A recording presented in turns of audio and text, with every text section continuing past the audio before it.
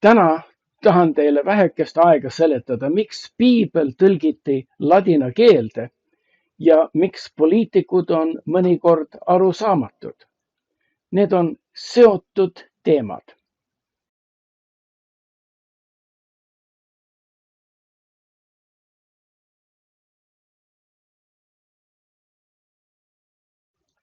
Mõned arvavad, et piibel tõlgiti ladina keelde, sest see oli Rooma impeeriumi kasutatav keel.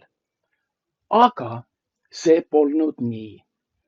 Keisrid, aristokraadid rääkisid küll ladina keeles, sest see oli vaja alluvate, orjadega, sõduritega, ärimeestega ja muu lihtrahvaga suhelda. Omavahel aga kõrgem klass Rooma kodanikke rääkisid kreeka keeles. Sama keel, milles piibel on koostatud.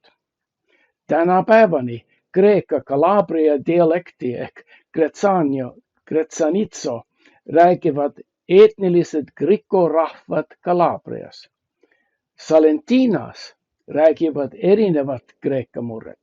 Aga miks siis oli vaja piiblit rahva keelde tõlkida? No, võimaliku põhjuste hulgas on kaks. Valitsejad võisid arvata, et passiivne kristlik usk rahustab potentsiaalseid ülestõusjaid ja mässajaid mõttega, et surmajärje elu on õnnelik, kui ainult kuulekalt talutakse maapealseid raskusi. Või valitsejad võisid igavese elu muinasjuttu ise uskuda ja võisid tahta nende võlusid jagada lihtrahvale. Aga puent on ikka see, et valitsejad ja valitsetud ei jaganud sama sõnavara. Erinevad keeled valitsejate ja valitute vahel võõristasid ja lõhestasid ühiskonda. Ajaloos on sageli valitsejate ja valitsetute keeled olnud erinevad.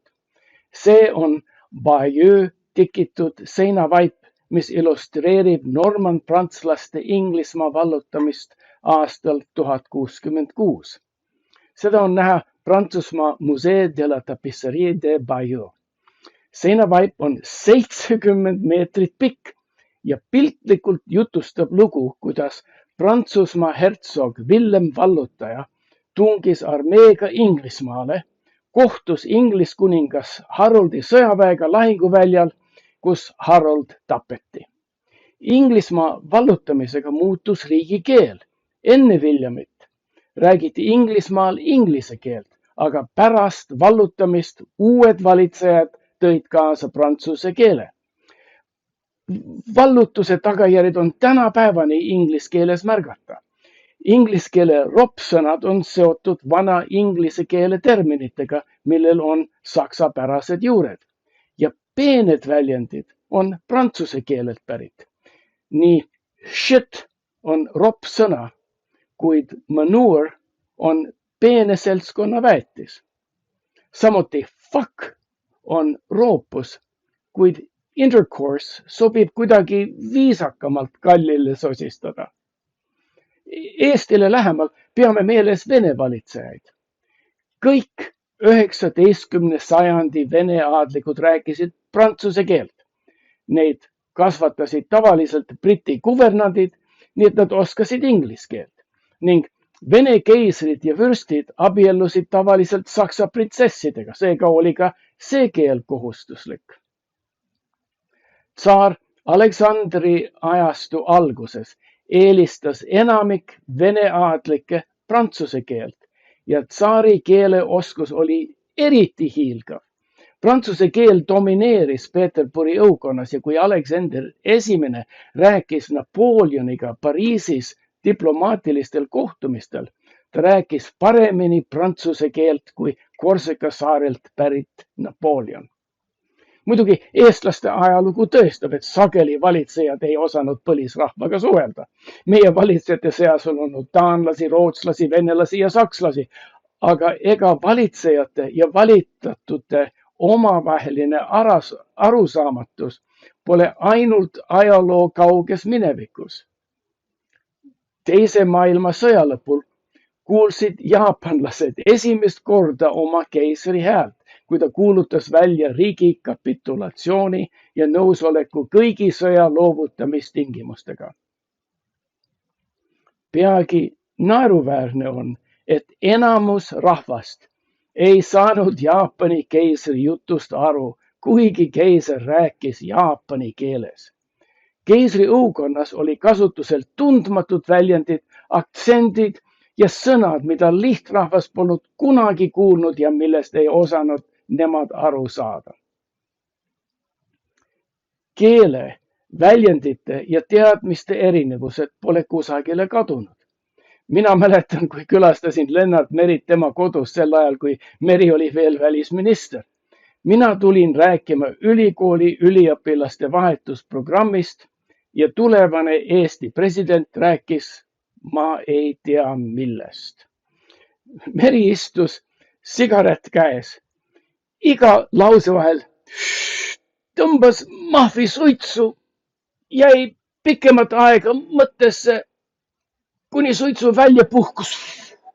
Ja siis tuli järgmine non sequitur või ebaloogilisus, mis polnud seotud eelmise lausega. On võimalik, et minu eesti keel lonkas nii palju, et ma ei osanud jälgida sügavamaid mõtteid. Aga on ka võimalik, et teatud rahvakihil on hoopis erinev väljendusviis. See tuleb tasapisi.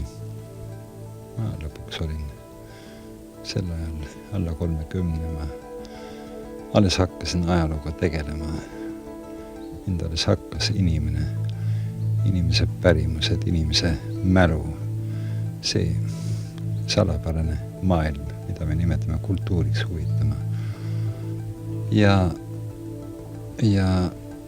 selle inimese omaduse avastamine viis lõpuks mind sellele eeldusele, et kui nii suur dramaatiline sündmus Eestis on aset leidnud, siis peaks ju ometi selles ka jälgi olema. Ja niipea, kui ma küsimuse õigesti seadsin, sain ma selle kohta kõigepealt Eesti rahvaluulest vastuseid ja kõige viimas järjekorras sõiti arheoloogias, sellepärast et meil on veel 50. aastal üks uurimus ilmunud, kus öeldakse, et kaadit on arheoloogiliselt uuritud ja see koht on tühi. On veel võimalik, et valitsejate kihil on teadmised, mis pole veel lihtrahvani jõudnud. Valitsejad teavad nii mõndagi, nagu kuulda president Rüütlist. Elupõline põllumees, kelle juhtimisel olid lehmad hakanud andma 4 korda rohkem piima. Sageli pole valitsejatel lihtsalt tahtmist meile oma teadmisi jagada ja oskavad varjata oma teadmisi. Mis asi on performance? Ma ei kuulnud. Mis asi on performance? No, ma usun, et täna me kõigepealt elame üle kõik rõõmsalt ja seda, mis ajalugu on meile jätnud tänaseks ja selle nimel ma soovin kõikidele palju õnne ja tahet jätkuvalt edaspidiseks. Aitäh teile! Olgu teema piima tootmisest või performance'ist. Eesti rahva valitsejad teavad oi kui palju. Iga riigikogulane teab, mis on Eesti keskmine palk ja oskab varjata, mis on Eesti meedianpalk. Nõnda nimetatud rahvuslased teavad täpselt, millised välismaalased tahavad soojalt maalt Eestisse tulla ja kui kauaks. Kõik valitsejad teavad, millised on paremad ostukeskused nii Pariisis, Singapuris, New Yorgis ja Londonis. Nad teavad, kuidas nõuda diplomaatilisi allahindlused paremates hotellides, kuurortides ja spaades. Valitsejad teavad, kuidas välja pressida müügiesindustelt odavaid luksusautod ja kuidas kasutada tööhüvitisi isikliku reisikuludeks. On ju selge, et lihtrahvas ei oska kaasa rääkida sellistel keerulistel teemadel. Kultuurialal on lihtrahvast paremad vägagi teadlikud, sest nemad on reisinud meie kulul üle maailma. Kultuuri konteksti tuleb arvestada selles mõttes, et kui sa lähed sinna tüüpilise eestlase näoga ja midagi räägid, siis kuulasid absoluutselt mitte keegi. Seal tuleb niimoodi teha. My dear African brothers and sisters, do you want e-governance? Yes, they do.